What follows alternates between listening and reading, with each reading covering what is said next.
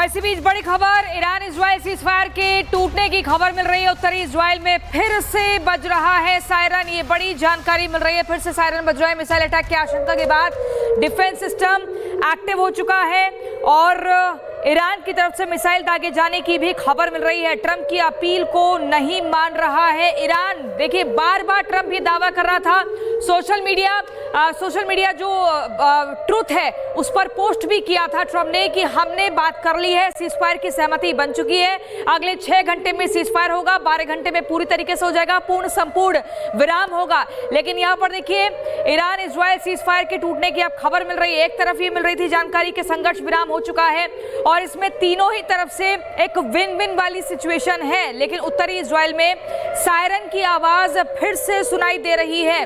तो ये बड़ी जानकारी, और इसी पर हमारे साथ मेजर समरपाल तूसरा जुड़ गए हैं।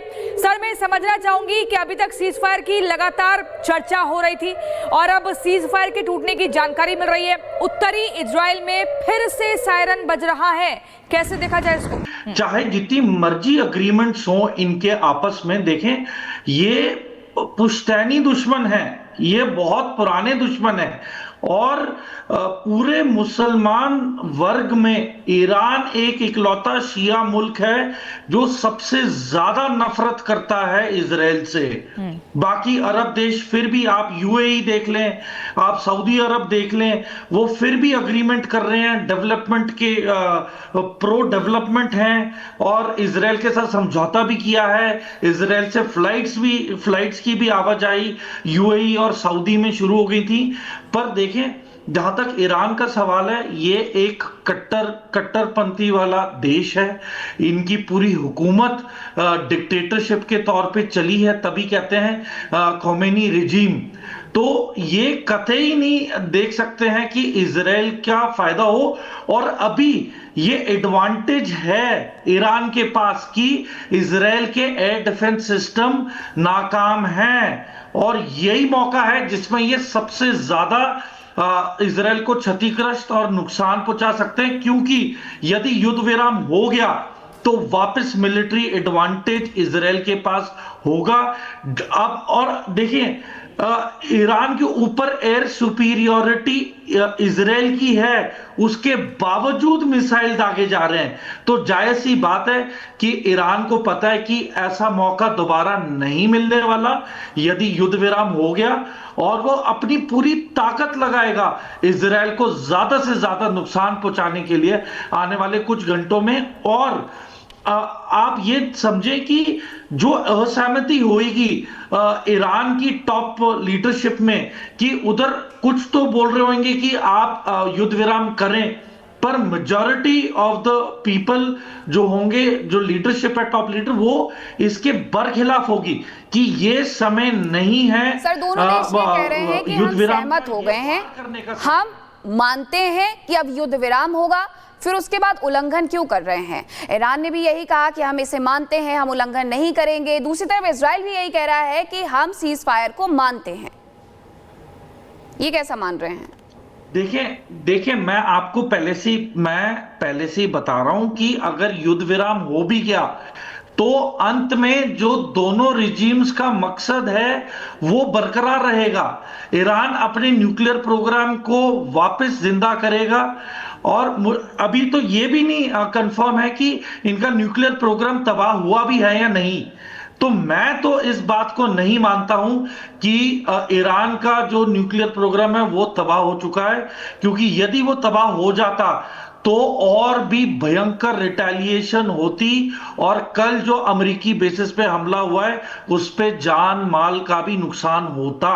और जिस तरीके से यूएसएस निमिट्स जो साउथ ऑफ ईरान में समुद्र में तैनात है, उधर भी लॉसेस होने के पूरे चांस हैं। और जिस तरीके से यमन तैयार है, हुती रिबल तैयार हैं लाखों की तादाद में इस युद्ध में उतरने के लिए, तो मुझे नहीं लगता कि ये समय टैक्टिकली ईरान के फेवर में होगा युद्ध विराम को लेके। और जहां तक इजराइल का सवाल है, मुझे लगता है कि इजराइल ने युद्ध विराम माना और उन्होंने सीज फायर को भी स्वीकार किया। उसके बावजूद अगर हमले हो रहे हैं तो आप समझ जाएं कि माइंडसेट ईरान का इस समय पे क्या है और उस पे कितना भरोसा किया जा सकता है और नहीं किया जा सकता।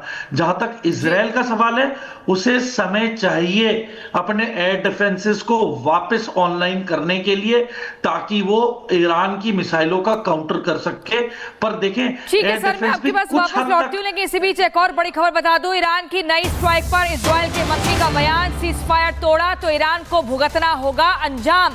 ये इजराइल ने कहा है। ईरान की नई स्ट्राइक पर इजराइल के मंत्री का बड़ा बयान, सीज फायर तोड़ा तो ईरान को अंजाम भुगतना होगा, यानी कि और तेजी के साथ अटैक करेगा फिर इजराइल। यहां पर बार बार कहा जा रहा है कि सीज फायर के नियमों का उल्लंघन मत करो, ऐसा डोनाल्ड ट्रंप ने भी कहा, लेकिन इजराइल के मंत्री कह रहे हैं कि अगर ईरान ने इस पर किसी भी तरीके से सीज फायर को तोड़ा तो फिर अंजाम भुगतना होगा। मेजर समरपाल तूरसर, मैं आपसे समझना चाहूंगी कि इस वॉर का जो मिशन था, जो ऑब्जेक्टिव था, वो तो पूरा हो चुका है जब 3 न्यूक्लियर साइट्स पर अमेरिका ने अटैक किया, और उसके वो दावे पेश कर रहा है, कुछ तस्वीरें भी दिखा रहा है।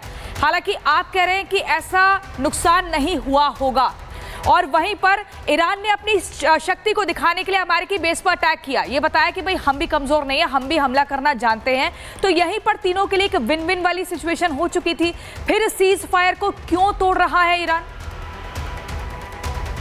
देखिए, मैं आपको दोबारा बता रहा हूं कि जो इनके परमाणु बम का जो पूरा इंफ्रास्ट्रक्चर है, उसके नष्ट नाबूद होने की कोई पुष्टि कहीं से भी नहीं हुई है। और ईरान की हुकूमत खुद अपनी जुबान क्यों मानेगी कि उनका न्यूक्लियर फैसिलिटीज बर्बाद हो चुकी हैं? वो सर, एंट्री और एग्जिट गेट पर अटैक हुआ, ये तो ईरान ने खुले तौर पे माना ही था, और ये भी कहा जा रहा था कि अब वो आगे कई वर्षों तक किसी भी तरीके से कोई ऑपरेशनल मोड पे नहीं रहेगी, ऐसी भी जानकारी मिली है।